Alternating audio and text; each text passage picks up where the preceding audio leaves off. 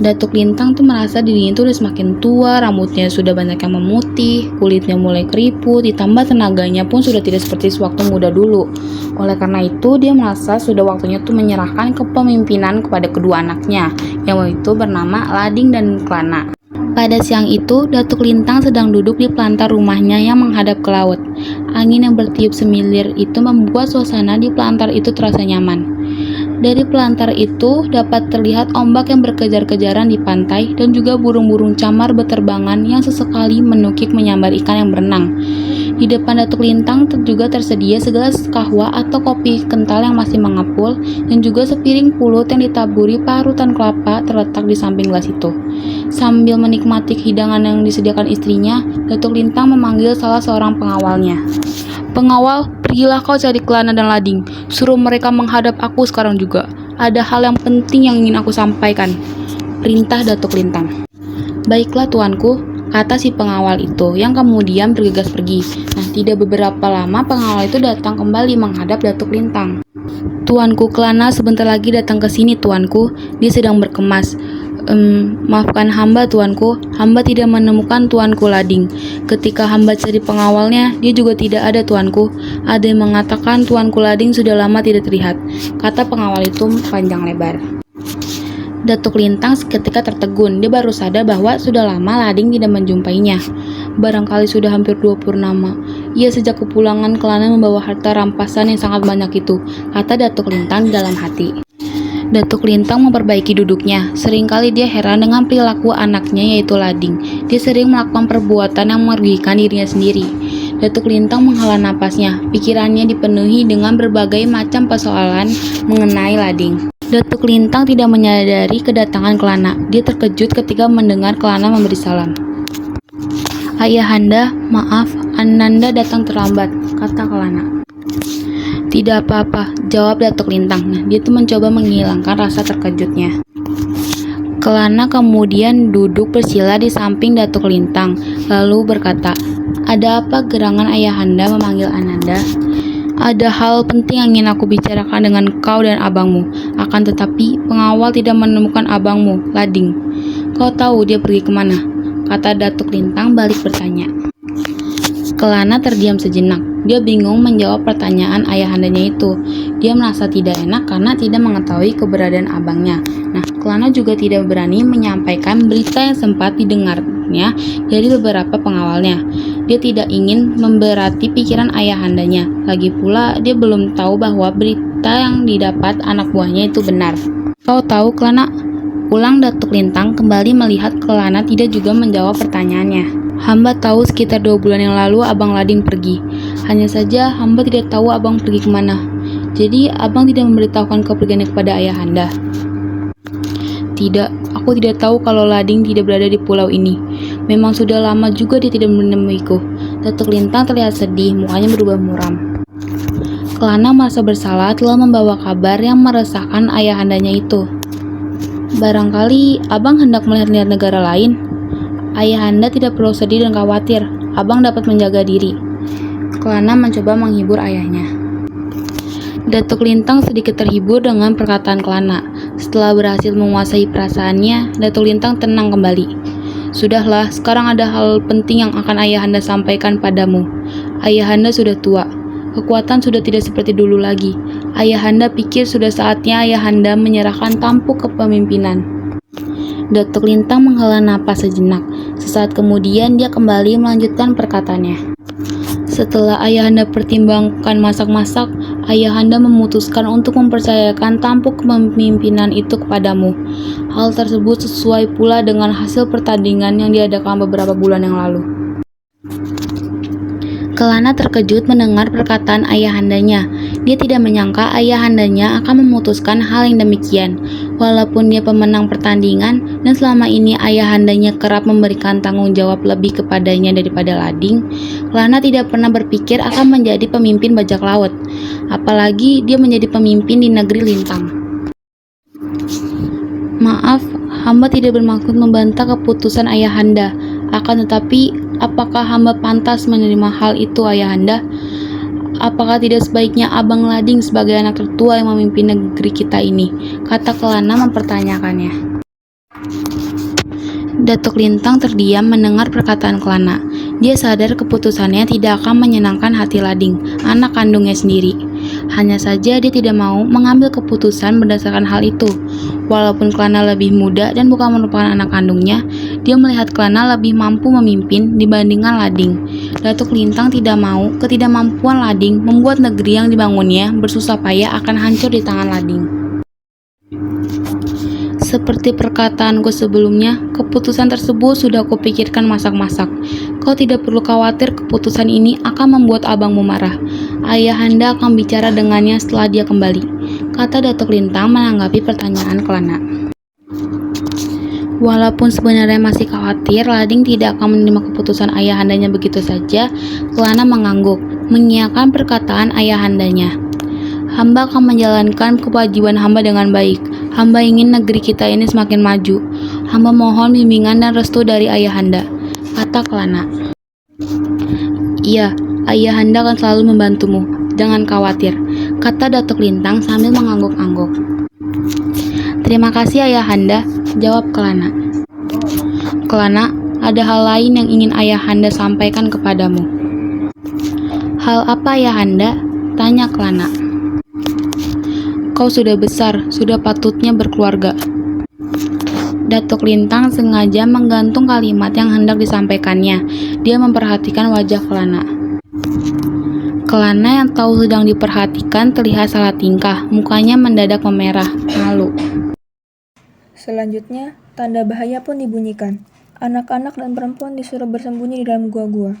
Negeri Lintang bersiap-siap menghadapi bahaya yang datang. Kelana dan Datuk Lintang berbagi tugas. Kelana bertugas berjaga di perbukitan. Dia dan pasukannya mengantisipasi kalau musuh memutar dan menyerang melalui perbukitan yang terletak di belakang negeri Lintang. Sementara itu, Datuk Lintang berjaga-jaga di pantai, menyongsong musuh yang menyerang melalui pantai. Namun, sampai sore hari tidak ada kapal yang berlabuh di negeri Lintang.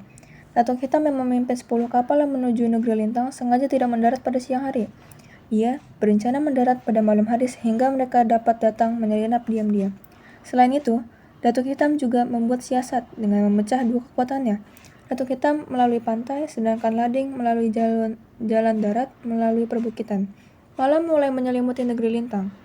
Bulan hanya memperlihatkan sedikit cahayanya di balik awan. Sementara itu, cahaya pelita tak tampak dari rumah penduduk negeri Lintang. Suasana sunyi. Hanya sesekali terdengar suara burung hantu yang menambah suasana mencekam pada malam itu. Perlahan, kapal Datuk Hitam mulai merapat ke pantai. Satu persatu para pengawal Datuk Hitam turun dari kapal. Mereka berjalan kaki, ada yang berenang, dan hanya sedikit dari mereka yang menggunakan sampan kecil. Di pantai, mereka disambut oleh anak buah Datuk Lintang yang sudah siap siaga menanti dari siang hari. Kedua rombongan itu saling berhadapan dan akan saling serang. Akan tetapi, Datuk Hitam yang sudah pula sampai di pantai secepatnya maju. "Berhenti! Jangan saling menyerang!" teriaknya lantang, bagai terpukau kedua pihak yang siap berperang itu berhenti. Mereka tertegun mendengar suara Datuk Hitam yang berwibawa itu. "Datuk Lintang, majulah! Hadapi aku, Datuk Hitam. Biar kita berdua saja menyelesaikan masalah kita. Jangan libatkan anak buah kita. Aku tidak mau jatuh banyak korban," tantang Datuk Hitam. Datuk Lintang yang berada di tengah anak buahnya terkesima sejenak. Dia tidak menyangka Datuk Hitam akan sampai ke negerinya. Diam-diam, perasaan takut dan khawatir menyelinap di hatinya. Dia menyadari kesaktian Datuk Hitam yang sangat tinggi. Apalagi sekarang Datuk Hitam berani datang dan menyerang negeri Lintang. Tentulah dia datang dengan perhitungan matang, pikir Datuk Lintang. Ketika melihat Datuk Lintang belum juga maju, Datuk Hitam kembali berkata, "Datuk Lintang, jangan jadi penakut, lawan aku. Kita masih punya urusan yang belum selesai." Ketika mendengar tantangan itu, hati Datuk Lintang merasa panas. Dia tidak mau dipermalukan di depan anak buahnya. Dia pun keluar dari barisan pasukannya, maju menghadapi Datuk Hitam. "Oh, kau rupanya Datuk Hitam. Beraninya aku mendatangi Pulau Siantan.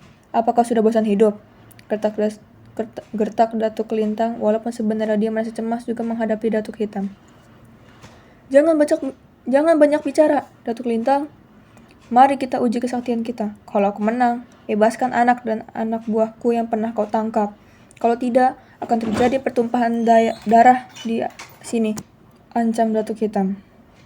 Bagaimana kalau aku yang menang? Tanya Datuk Lintang. 10 kapal beserta isinya akan menjadi milikmu, jawab Datuk Hitam. Datuk Lintang yang melihat hal itu tertawa senang. Ayahanda sudah ingin pula menimang cucu, oleh karena itu kau lamarlah Putri Sri Mayang menjadi istrimu. Kelana semakin salah tingkah mendengar perkataan ayahandanya. Dia malu, ayahandanya mengetahui bahwa dia menyukai Putri Sri Mayang. Tentu saja dia sangat senang Datuk Lintang merestuinya. Akan tetapi, sejenak kemudian, Kelana teringat bahwa abangnya, Lading juga menyukai Putri Sri Mayang. Dia sudah ditunjuk Datuk Lintang sebagai pemimpin. Tidak ada rasanya kalau sekarang dia juga mendapatkan Putri Sri Mayang. Terima kasih ayahanda, akan tetapi lebih baik Putri Sri Mayang dijodohkan dengan Abang Lading. Dia juga menyukai Putri Sri Mayang, tutur Kelana. Ayahanda tahu, Lading juga menyukai Putri Sri Mayang. Ayahanda juga tahu, Mayang itu menyukaimu, bukan Lading, jawab Datuk Lintang. Sudahlah, jangan kau pikirkan benar masalah itu.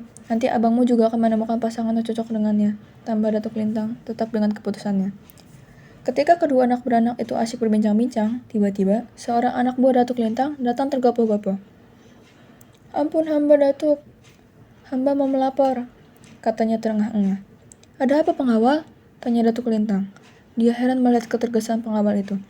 Para penjaga pantai melihat 10 kapal sedang berlayar menuju kemari, Datuk, jawab pengawal itu. 10 kapal? Kapal siapa? Dari mana? Tanya Datuk Lintang beruntun. Belum tahu, Datuk. Kami masih memantau, jawab pengawal itu lagi. Kelana yang mendengar percakapan itu merasa heran sekaligus khawatir. Biasanya tidak ada kapal yang berani mendekati apalagi mendatangi Pulau Siantan, tempat mereka berdiam. Siapapun takut kepada mereka. Kawanan bajak laut dari Pulau Siantan yang terkenal ganas itu sekarang ada kapal dalam jumlah besar yang mendatangi negeri mereka. Ayahanda, sebaiknya kita waspada akan kedatangan kapal-kapal itu. Hamba yakin tidak sembarang kapal mau mendatangi tempat kita. Kalau mereka akan menyerang kita, tentu mereka mempunyai persiapan yang sangat matang, kata Kelana memperingatkan ayahandanya. Ya, kau betul, Kelana. Kita patut mewaspadai kedatangan mereka, jawab Datuk Lintang membenarkan perkataan Kelana. Kemudian, Datuk Lintang menyuruh Kelana mempersiapkan orang-orang untuk menghadapi segala kemungkinan. Kelana memerintahkan para anak buah bajak laut berkumpul. Mereka diberi pengarahan oleh Kelana untuk menghadapi musuh yang akan menyerang mereka. Setelah itu, mereka menempati posisi yang sudah ditentukan. Ketika mendengar hal itu, Datuk Lintang tersenyum. Terbayang di pikirannya 10 kapal besar yang akan menjadi miliknya. Dia pun menyanggupi tantangan Datuk Hitam. Oleh karena itu, dia pun berpantun. Gunung Bintan lekuk di tengah, orang memukat di seberang, memujur lalu melintang patah, tindakan lintang memberi belakang. Datuk Hitam tak mau kalah, dia pun menjawab pula dengan pantun. Bukan ketam sembarang ketam, ketam ini dari Jambi, bukan hitam sembarang hitam, hitam ini tak takut mati. Kedua orang yang berkesaktian tinggi itu tidak menyia-nyiakan waktu. Mereka langsung saling menyerang, gelap yang melingkupi arena pertandingan itu tidak menjadi halangan bagi mereka. Datuk Hitam dan Datuk Lintang berkelahi dengan gesit dan lincah walaupun mereka sudah tua. Seringkali penonton hanya melihat sekelabatan bayangan yang saling pukul dan saling tikam. Sesekali suara besi yang beradu dari senjata Datuk Hitam dan Datuk Lintang. Suaranya menusuk telinga. Keduanya sangat hebat, puji salah satu orang yang melihat pertarungan itu. Ya, aku tidak tahu siapa yang akan menang, keduanya sangat sakti, kata yang lain menanggapi ucapan kawannya tadi. Pertandingan itu terus berlanjut. Sudah beberapa jam mereka berkelahi. Peluh sudah membasahi pakaian mereka. Akan tetapi, tidak seorang pun yang terluka karena masing-masing mempunyai ilmu kebal. Tiba-tiba, Datuk Lintang menyerangkan tendangannya ke arah dada Datuk Lintang, Datuk Hitam. Datuk Hitam memiringkan badannya, tendangan itu luput. Akan tetapi, pukulan tangan kanan Datuk Lintang tidak berhasil ditangkisnya. Pukulan itu tepat di perut Datuk Hitam. Datuk Hitam tersurut. Dia memegangi perutnya yang terasa nyeri. Kau menyerah, Datuk? Tanya Datuk Lintang sambil tertawa mengejek. Pukulanmu boleh juga, Datuk, tetapi aku masih sanggup meneruskan pertandingan kita ini, jawab Datuk Hitam. Dia mengerahkan tenaga dalamnya ke arah perut untuk menghilangkan rasa nyeri yang dirasakannya. Sejenak kemudian Datuk Hitam sudah pulih kembali. Rasa nyeri itu berangsur hilang. Datuk Hitam bersiap-siap membalas serangan Datuk Lintang. "Ya, terima ini Datuk," kata Datuk Hitam sambil bergerak cepat mencoba menendang Datuk Lintang di bagian dada. Akan tetapi, Datuk Lintang yang sudah waspada berhasil mengelak. Dia melompat ke samping. Ketika melihat Datuk Lintang berhasil menghindar, Datuk Hitam meneruskan serangannya. Kerisnya mengarah ke kepala Datuk Lintang. Datuk Lintang tidak sempat mengelak, tetapi keris naga lambaian bumi kepunyaan Datuk Hitam tak berhasil melukai Datuk Lintang. Hanya saja ikat kepala Datuk Lintang terjatuh. Datuk Lintang terlihat gugup menyadari ikat kepalanya lepas. Secepat kilat, Datuk Lintang berusaha keras mengambil ikat kepalanya sambil menangkis serangan Datuk Hitam yang terus menyerang. Datuk Hitam cepat menyadari bahwa ikat kepalanya itu sangat berarti bagi Datuk Lintang. Dia pun meningkatkan serangan dan tidak membiarkan Datuk Lintang mengambil dan memasang kembali ikat kepala itu. Bahkan, dengan sebuah gerakan yang cepat, ikat kepala itu sekarang berada di tangan Datuk Hitam. "Kau ingin mengambil ikat kepala ini, Datuk Lintang?" tanyanya. Wajah Datuk Lintang memucat. Kekebalan tubuhnya terletak pada ikat kepala itu. Jika ikat kepala itu terlepas dari kepalanya, tubuhnya akan mudah terluka oleh berbagai senjata. Apalagi oleh senjata seperti keris naga lambaian bumi. Tampaknya Datuk Hitam mengetahui kelemahannya itu, sedangkan Datuk Lintang tidak mengetahui kelemahan Datuk Hitam. Akan tetapi Datuk Lintang tak mau memperlihatkan ketakutannya kepada lawannya. "Kau ambil sajalah ikat kepala itu, Datuk, aku masih mempunyai yang lain," jawab Datuk Lintang berpura-pura ikat kepala itu tidak penting baginya. Datuk Hitam membalas perkataan Datuk Lintang itu dengan melancarkan serangan bertubi-tubi. Beberapa saat kemudian, Datuk Hitam berhasil menyerangkan kerisnya ke perut Datuk Lintang. Datuk Lintang tersurut sambil memegang perutnya. Dia meringis kesakitan.